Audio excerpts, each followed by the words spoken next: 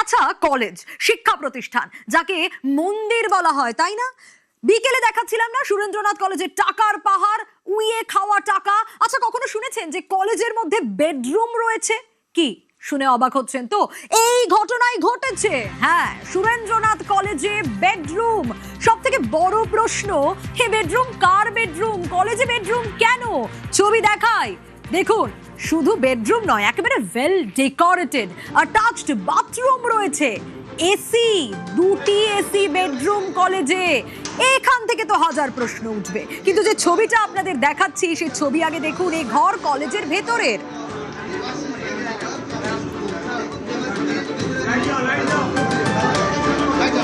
দেখুন, সব থেকে বড় প্রশ্ন, এগুলো কারা ইউজ করতো? সুরেন্দ্রনাথ কলেজ একটা কলেজে, শিক্ষা প্রতিষ্ঠানে বেডরুম কিভাবে? এবং সে বেডরুম যে সে বেডরুম নয়, একেবারে দুটি এসি লাগানো রয়েছে বেডরুমে, আলমারি, ওয়ার্ড্রব রয়েছে, বেড রয়েছে, একেবারে ওয়েল ডেকোরেটেড যাকে বলে। টেবিল রয়েছে, দেখুন সাইড টেবিল, একেবারে ওয়েল ডেকোরেটেড চেয়ার রয়েছে। এই সেই ছবি দেখাচ্ছি আপনাদের। সুরেন্দ্রনাথ কলেজ একটা শিক্ষা প্রতিষ্ঠান, সেই শিক্ষা প্রতিষ্ঠানে একেবারে বেডরুম রয়েছে।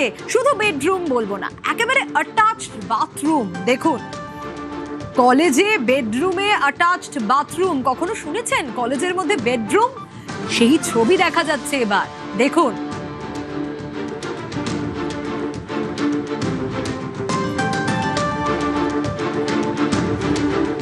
আর সব থেকে বড় প্রশ্ন, এই বেডরুম কারা, কারা ইউজ করতো? কেন কলেজের মধ্যে বেডরুম?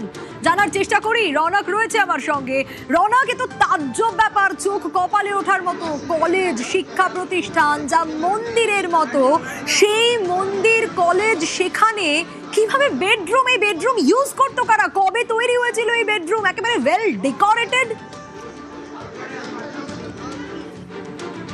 দেখো, জানা যাচ্ছে চলতি বছরের জানুয়ারি মাসে টেরেস ফ্যাসিলিটির নামে এখানে 5 তলা যে ছাদ ছিল সেটিকে নতুন করে ইনোগ্রেশন করা হয়। তৎকালীন এই কলেজের প্রিন্সিপাল ছিলেন ইন্দ্রজিৎ কর, এবং যার বিরুদ্ধে অভিযোগ উঠছে দেবাশিস ব্যানার্জি, তিনি স্থানীয় তৃণমূল নেতা। এবং শুধু তাই নয়, এই কলেজের গভর্নিং বডির মেম্বার, তারা এই বেডরুম তৈরি করেছিল, এবং তারই ছেলে, যিনি কিনা সুরেন্দ্রনাথ কলেজের তৃণমূল ছাত্র পরিষদের নেতা ছিল, তাদের মদতে 5 তলায় যেখানে আগে ছাদ ছিল সেখানে তৈরি হয়েছে এই বেডরুম। দুটি বেডরুম কার্যত স্পষ্ট দেখা যাচ্ছে শীততাপ নিয়ন্ত্রিত। এবং প্রশ্ন উঠছে এখানে যে একটা শিক্ষা প্রতিষ্ঠানের ভেতরে কিভাবে এই ধরনের বেডরুম তৈরি করা হয়। এবং অভিযোগের তীর যাচ্ছে স্থানীয় তৃণমূল নেতা এই দেবাশিস ব্যানার্জি এবং তার ছেলের ওপরেই। এই দুজনের মদতেই বেডরুম তৈরি হয়েছিল, এবং তারাই এখানে সে থাকতেন। এবং এখানে কারা থাকতো এছাড়া, এই নিয়েও কিন্তু একটা প্রশ্ন উঠছে। এবং এই যে কটা বেডরুম থেকে শুরু করে 5th ফ্লোরের চাবি, সেই চাবিও কিন্তু এই স্থানীয় তৃণমূল নেতা তার কাছেই ছিল। আজকে কিছুক্ষণ আগেই কলেজ কর্তৃপক্ষ, কলেজের যারা স্টাফ রয়েছে, তারা কিন্তু ক্ষুব্ধ হয়ে গিয়ে এই 5 তলার যে দরজা, সেই দরজা ভাঙে, এবং যে দুটো বেডরুম, সারা কিন্তু এই বেডরুমের তালাও ভাঙে। অর্থাৎ এরকম বেডরুম বানিয়ে সেখানে চাবি দিয়ে, চাবিও নিজেদের কাছেই রাখতো তারা, এবং অভিযোগ উঠছে তারাই এটা ব্যবহার করত। কিন্তু প্রশ্ন উঠছে এটাই যে শিক্ষা প্রতিষ্ঠানের ভেতরে কিভাবে এই ধরনের বেডরুম বানানো যায়। এরকম কিন্তু আগে কোনোদিন কোনো জায়গায়, কোনো কলেজ বা শিক্ষা প্রতিষ্ঠানের ভেতরে এই একেবারে রনক, সব থেকে বড় প্রশ্ন যেটা, 1884 সালে এই কলেজ প্রতিষ্ঠিত হয়। স্বাধীনতা সংগ্রামী সুরেন্দ্রনাথ বন্দ্যোপাধ্যায়, তিনি এই কলেজ প্রতিষ্ঠা করেছিলেন। 140 বছর পুরনো কলেজ, সেই কলেজের এহেন অবস্থা যেখানে কলেজের মধ্যে বেডরুম তৈরি করে ফেলা হলো। আমি আরো একবার একটু জানতে চাইবো তোমার কাছ থেকে যে এই বেডরুম, এই যে বললে 5 তলা রেনোভেট করা হয়, ঠিক কোন সালে তৈরি হয়েছিল এই বেডরুম এখানে এই কলেজে, এবং কারা যাতায়াত করতেন? এই দেবাশিস যার কথা তুমি বলছো, সেই তো সে যে একেবারে এই কলেজে থেকে ভোট অপারেট পর্যন্ত করতো নর্থ কলকাতার। দেখো, একেবারে উত্তর কলকাতার যে লোকসভা, সেই লোকসভার বিভিন্ন প্রচার সামগ্রী এবং প্রচারের প্ল্যাকার্ড, ফেস্টুন এই কলেজের ইউনিয়ন রুম এবং স্টোর রুমে কিন্তু এখনো বর্তমান রয়েছে। অর্থাৎ এখান থেকেই দেবাশিস ব্যানার্জি, স্থানীয় তৃণমূল নেতা, তিনি এই ধরনের ভোটের প্রচার এই কলেজ থেকেই কিন্তু চালাতেন। কলেজের যে স্টোর রুম সেখানে কিন্তু তৃণমূলের যে সমস্ত প্ল্যাকার্ড, তৃণমূলের ভোটের প্রচারের যে সামগ্রী সেগুলো এখানেই স্টোর করে রাখা হতো। এবং চলতি বছরের জানুয়ারি মাসে এই টেরেস ফ্যাসিলিটির নামে 5 তলাতে এই ধরনের বেডরুম বা এই ধরনের যে অসামাজিক কার্যকলাপের যে চিত্র, ছাদের উপরে মদের বোতল ছড়িয়ে ছিটিয়ে রয়েছে। একেবারে আসবো টেরেস ফ্যাসিলিটি, তার নামে বেডরুম হয়ে গেল কলেজের মধ্যে। একটু দেখানোর চেষ্টা করি, সেই ছবি আপনাদের দেখাই। সুরেন্দ্রনাথ কলেজ 140 বছরের পুরনো কলেজ, সেই কলেজের কি সাংঘাতিক অবস্থা, সেখানে বেডরুম করে দেওয়া হয়েছে। এবং আরো চাঞ্চল্যকর তথ্য আপনাদের দেব, কলেজের বেডরুম, সেই বেডরুম মাসাজ পার্লার পরিণত হয়েছিল।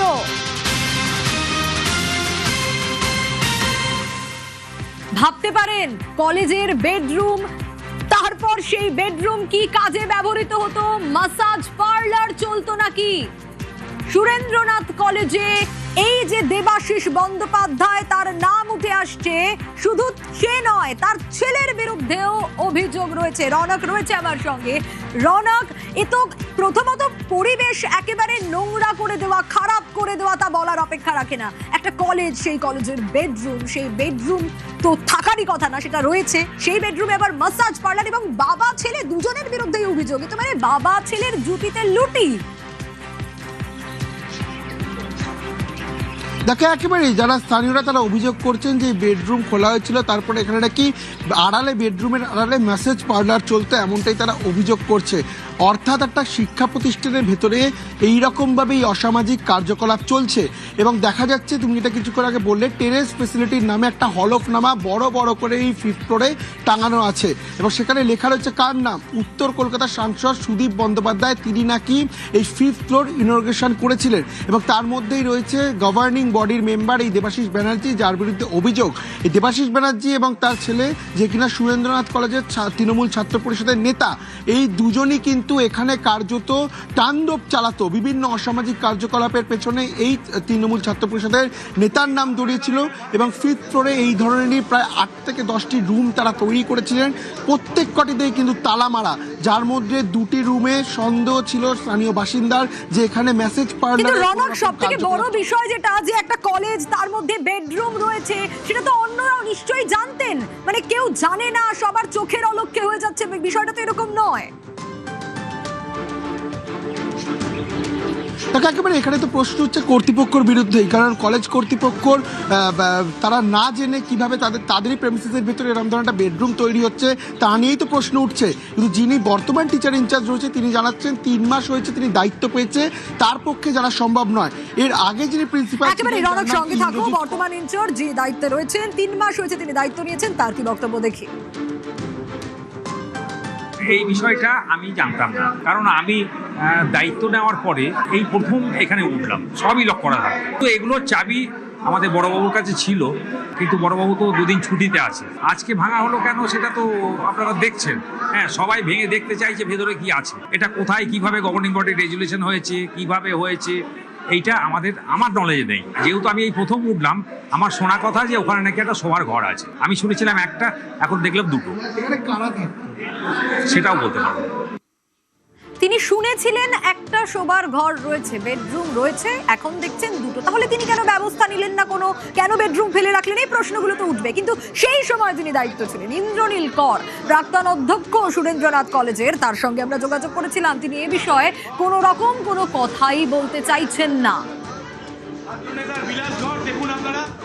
দেবাশিস ব্যানার্জি এবং তার ছেলে শিবাশিস ব্যানার্জি এই কলেজের হচ্ছে গভর্নিং বডিতে ছিল। কিন্তু কলেজের ভেতরে এরা বেডরুম কেন? তারাই জানে, এখানে অনেক কিছু হতো। এটা মেসেজ পার্লার ছিল। কারা করাতো মেসেজ? দেবাশিস ব্যানার্জি, তার স্টাফদের দিয়ে, এবং আরো অনেককে দিয়ে করাতো। না না, এখানে কিছু ছিল না। উপরটা এখান থেকে টিন দিয়ে, শেড দিয়ে ঢাকা হলো প্রথমে। আমরা বিগত ছোটবেলা আসতাম নিচে খেলতে, তারপর এখন দেখছি এরকম হোটেল মতো তৈরি হয়েছে। মেসেজ পার্লারে তো মনে হচ্ছে, সব তো তাই বলছে, যে স্টাফেদেরকে দিয়ে যারা চাকরি পেত তাদেরকে দিয়ে গাত পা টেপানো হতো। বেডরুম, মাসাজ পার্লার কলেজের মধ্যে, শুধু তাই নয়, দেখাই একেবারে পোকায় টাকা খেয়ে নিয়েছে। সুটকেস ভর্তি ভর্তি টাকা। দেখুন সুরেন্দ্রনাথ কলেজে আজ এই টাকা উদ্ধার হয়েছে, টাকার পাহাড় যাকে বলে, লক্ষ লক্ষ টাকা উদ্ধার হয়েছে। কলেজের আলমারিতে পোকায় খাওয়া টাকা উদ্ধার। হ্যাঁ, এবং তৃণমূল ছাত্র পরিষদের তরফ থেকে নাকি এই ধরনের এই ইউনিয়ন রুম শুধু নয়, জিমনাসিয়াম, আরো বেশ কয়েকটি ঘর যা একেবারে দখল করে নিয়েছিল। এবার দেখাই 140 বছরের পুরনো কলেজে কি অবস্থা এখন। মদের বোতল ছড়িয়ে ছিটিয়ে রয়েছে কলেজের ছাদে। দেখুন, কলেজের ছাদে ছড়িয়ে ছিটিয়ে রয়েছে মদের বোতল। কলেজ থেকে উদ্ধার হচ্ছে টাকা, ইউনিয়ন রুমে সুটকেস ভর্তি ভর্তি টাকার পাহাড়। সেই কলেজেই আবার বেডরুম, ভাবা যায় কলেজের মধ্যে বেডরুম, মাসাজ পার্লার।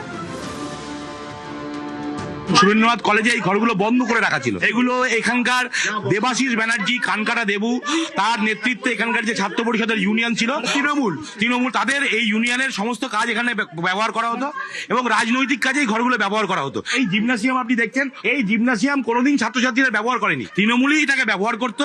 রেজাল্টের পরে তারা এখন কলেজে আসছেন না। এই জায়গা একাধিকবার ধরে তালা দেওয়া ছিল, সাফাই করার জন্য ঘরগুলো খোলা হয়েছে এবং খুলে এই অবস্থা। এই টাকা নোটবন্দির নয়, এই টাকা তো ফ্রেশ টাকা।